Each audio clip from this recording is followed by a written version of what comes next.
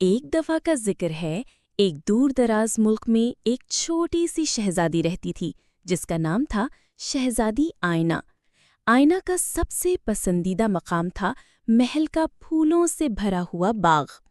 ایک دن جب سورج کی روشنی پھولوں پر چمک رہی تھی، ایک رنگین تتلی اس کے ہاتھ پر آ بیٹھی۔ میں کوئی عام تتلی نہیں، اس تتلی نے کہا، میں ایک جادو بھری دنیا سے آئی ہوں، کیا تم میرے ساتھ چلنا چاہتی ہو؟ شہزادی نے حیرانی سے دیکھا، لیکن اس کے دل میں تعجب سے زیادہ شوق تھا۔ اس نے ہاں میں سر ہلا دیا۔ تتلی نے شہزادی کو لے کر ایک چمکدار راستہ طے کیا۔ وہ دونوں ایک جادو بھرے جنگل میں پہنچ گئے، جہاں درختوں سے سریلی آوازیں آتی تھیں اور رنگین پرندے اڑتے رہتے۔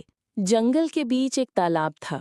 اس تالاب میں شہزادی نے اپنا چہرہ دیکھا، مگر آج اس نے اپنے رنگ، گہنے یا جادو نہیں دیکھا۔